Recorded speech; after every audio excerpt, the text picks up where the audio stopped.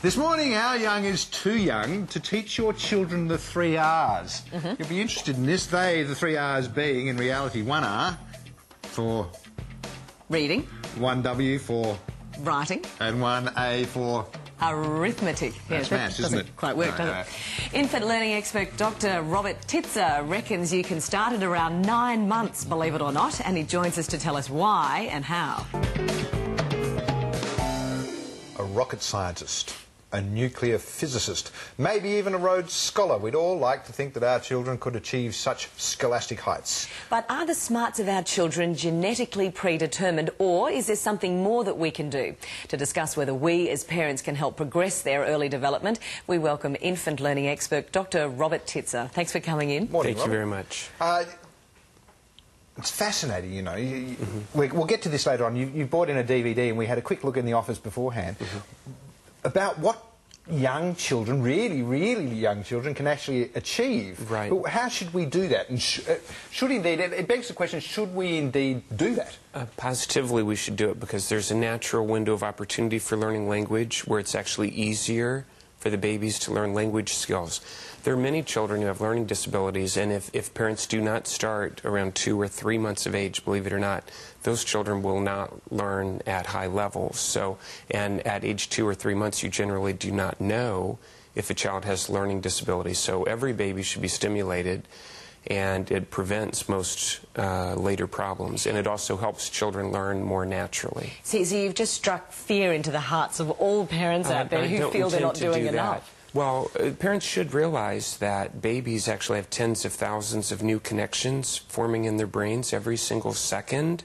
So what the parent is doing with the baby or toddler actually does have a long-term effect on how the child's brain develops. So but if we indulge in this now, what happens? And we'll get back to what you can do. But what happens when you send your child along to school? I mean, your child is going to be... Both of my children learned to read as babies, and learning to read as a baby is the most natural time. We have many thousands of parents who have now done this in the U.S., Singapore, Japan, all around the world. It's starting to get more and more popular. It's just like learning the spoken language. Can you imagine not talking to your own baby? No, you cannot.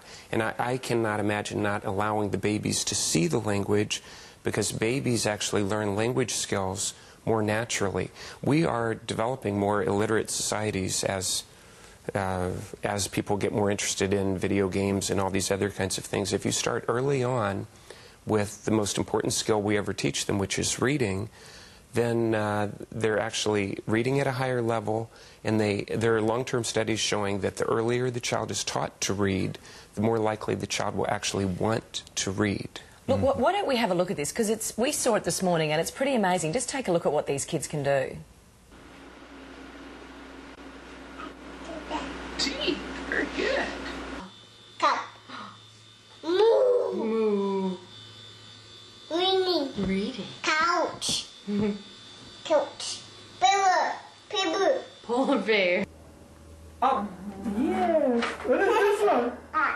Eyes. Nose.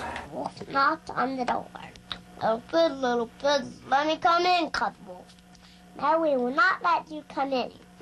So some of those children there are younger than 12 months, aren't they? Oh, yes. As early as 9 months they were reading, but they actually start looking at the words around 2 or 3 months of age is the best time, but it's still very good early. The earlier the child is taught to read, the better the child reads, even if you control for IQ and socioeconomic status. Because that little 9-month-old that we saw the first, I mean, that was amazing. The baby wasn't actually saying those words, but it was signing it, I guess. Yes, you know, it was saying exactly. It was recognition, isn't it? Yeah. Yes, and it wasn't just a few words, just so No, parents there was a know lot. we're watching. It just goes on and on and on. Yeah, we saw about probably, I don't know, 15 words that this baby went through.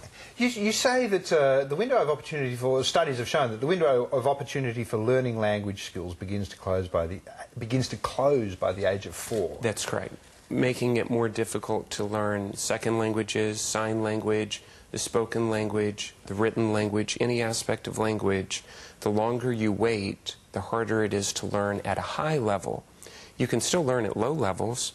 I'm an example of that. I learned German in high school and college, but it was at a very low level. But if you learn earlier, then you can learn at a very high level.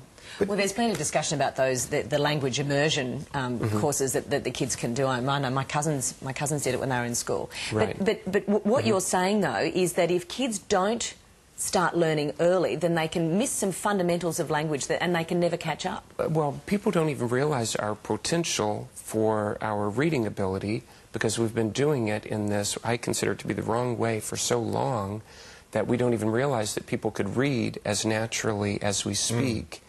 And, for instance, both of my children read Harry Potter books in about 2 hours.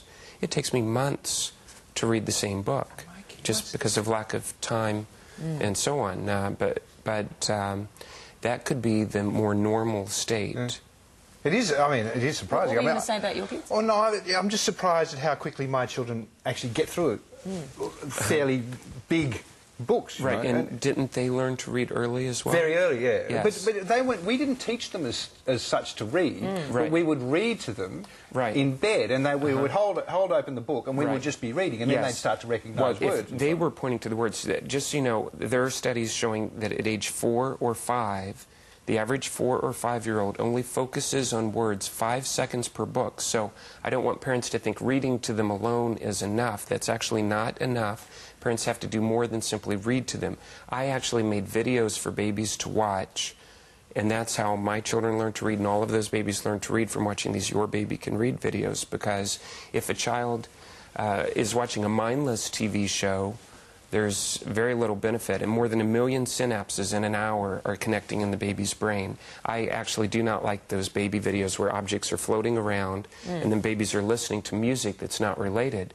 It's disconnecting what the baby is seeing with what the baby is hearing. Babies should see and hear things that go together. So you're saying that can be damaging? Oh, yes. It is damaging to watch mindless baby. I can't say the name of them. Yeah. But the very popular baby videos where objects are floating around. My kids have watched those. It's really just not a good idea. I just don't think babies should watch mindless television. This is basically to help the parents out when the parents are busy.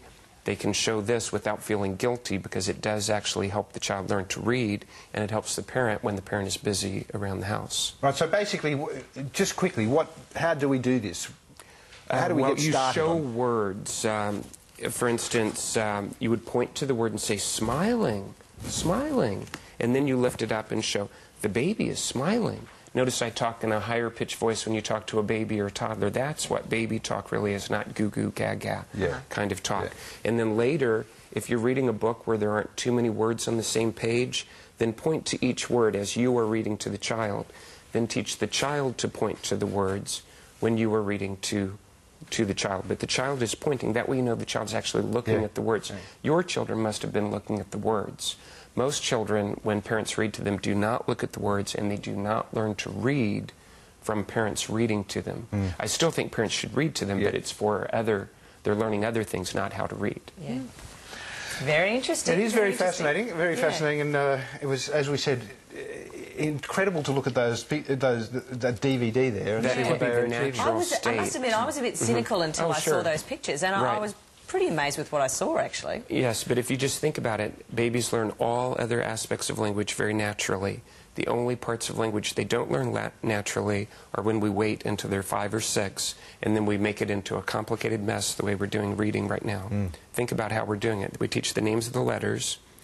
Which doesn't mean anything to them. It doesn't mean anything. They're very abstract. They don't even know how to read a single word. Why do they have to know the names of all these letters? Then after we do that, then we teach them the sounds of the letters. Then when you put the letters together, they don't really form the sounds that they were told. But if they just learn the whole word, the babies actually figure out phonics. So those babies that you saw not just they could not only memorize those words, but they actually figured out that a B makes the B sound. So they were reading phonetically, not the 9-month-old, but by 18 months of age, the children can read phonetically. Wow. All right. It's very interesting. Yeah, very it is. Lovely to meet you. Thanks for coming in. Thank you very much.